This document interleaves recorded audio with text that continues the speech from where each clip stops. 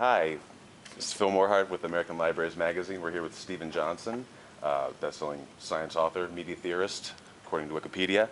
And Can't believe that. I know. It's author of 8 books. Most recent one's Future Perfect, released September on Riverhead Books.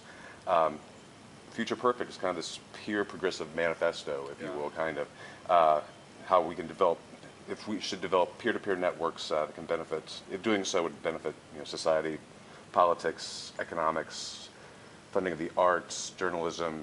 It touches everything. Yeah. Can you expand on that a little bit? How did you come to embrace this peer progressivism? Well, it came out of a bunch of books that I've written over the last, God, really in some ways all of my books. Many of them have had this theme of the power of kind of decentralized systems where you don't have traditional kind of command control hierarchies, bureaucracies. I wrote about this in a book called Emergence that came out 13 years ago. And then most recently I wrote this book, Where Good Ideas Come From, which was really kind of a celebration of the innovative power of open collaborative networks, the internet being kind of the ultimate example of this, Wikipedia being a great example of it. And I realized as I finished that book that there was a kind of implicit politics to it, that if you believed that open networks of collaboration were a big driver of progress over history, and you can date them back to the Enlightenment and even before then it puts you in a strange kind of spot on the political spectrum, because on the one hand, you weren't necessarily talking about big government, top-down government interventions in the world. On the other hand, while it was decentralized, and it sounded a little bit like libertarianism, almost all these systems don't involve market relationships at all. I mean, the internet, the web, open source software, all of them actually don't involve private property and ownership in this strange way. So you were both not quite a libertarian and not quite a kind of big government liberal. And so I looked around and I saw all these projects were working in this mode, like Kickstarter, for instance, where the Kickstarter funds the arts. And I realized that there was this shared sensibility that all these different people and organizations were working under, but there wasn't a name for it. And so I decided to call this group of people working in lots of different fields the peer progressives. They have progressive values, they believe in progress, and they believe one of the great engines supporting that progress is the peer network. Oh, great. What was your research process like? Right. Finding the history of that. I mean, was it something that you were aware of, or was it like a domino effect as you kept researching? Oh, wow, all the way back to our earliest times. Yeah, well, it was an interesting process. In some sense, about half of it was pre-researched in the sense that these were themes that were in the earlier books. And so I'd written this book called The Invention of Air that was talking about the Enlightenment and the role of kind of the coffee house in the Enlightenment society. And almost all the science of the Enlightenment age was kind of open, almost open source model where there was no proprietary ownership of the ideas and people would just build on each other's ideas, and you had these interesting little hubs that would form around coffee houses and things like that. So there was some of that history that I'd researched before. There is, as you mentioned, there is this metaphor at the beginning of the book about the design of the French railway system, which was actually very centralized. All the spokes kind of go into the center of Paris, and I contrast that with the architecture of the internet.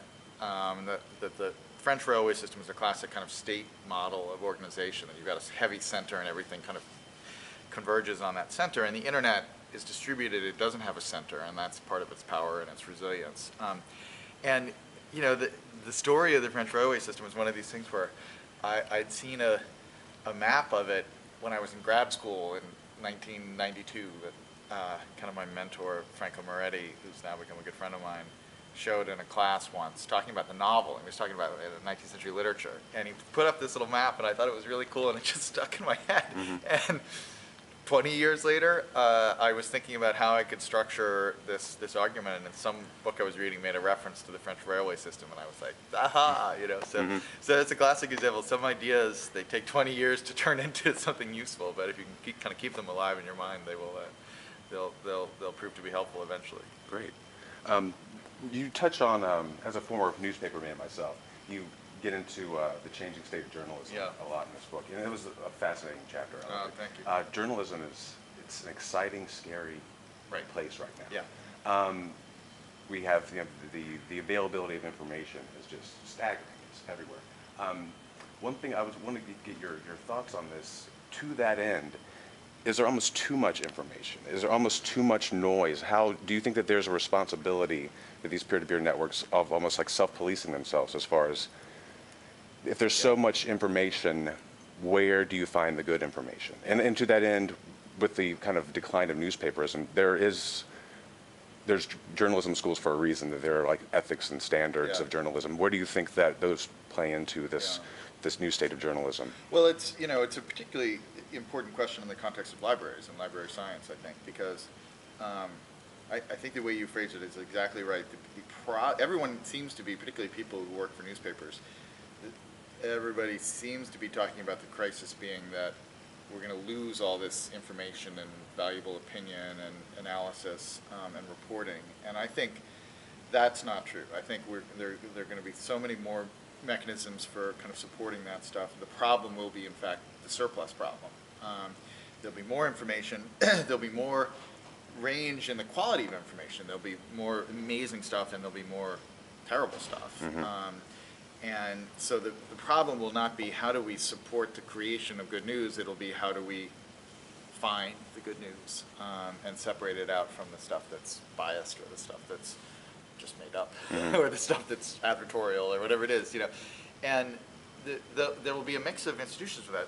One will be, this will be increasingly the role of newspapers, whatever newspapers end up being, whether they're printed or online, but they will be as much filters for all that stuff as they will be generators of the material itself. And that's a great role for them. That's a more cost-efficient role for them if they're filtering instead of just producing everything from scratch. You will see, we already see this, I mean, this is what bloggers are. You see a cast of people who are essentially information filters, who we attach ourselves to because they're great guides, not necessarily because they have their own particular point of view in the world or they're particularly good writers, but they're very good synthesizers of material already out there. We'll see software that will help. I mean, this is what we've learned from Google and other things that will help us kind of separate. And we'll have to become better at it ourselves, and we'll have to become more skilled in kind of information management in precisely all the skills that librarians are the true kind of experts at. And so that's one of the reasons why I think that the kind of the talents of folks who manage information and introduce people to information and find relevant information for people, that those skill sets have never been more essential than they are today. Even if we move to a world, which we're not going to, where the printed book disappears, the skill of managing and navigating and discovering information is more important today than ever. Awesome, great. I know you're getting close to your talk time here, so we'll wrap up here soon. I know Future Perfect is fresh, it's just out, but what are you working on now? Well, we're trying to put together a TV series based on a couple of the last books, a little bit on Future Perfect, but mostly in my book, Where Good Ideas Come From. And I think that's going to happen, which is great. And then I'm going to write a kind of companion book for that series. So this year will be the year of the series with a spin-off book for the first time. So that should be pretty fun. Great. Well, thank you very much. Thanks for talking to us. Again, Stephen Johnson, author of Future Perfect and many, many other books here at Midwinter, Seattle.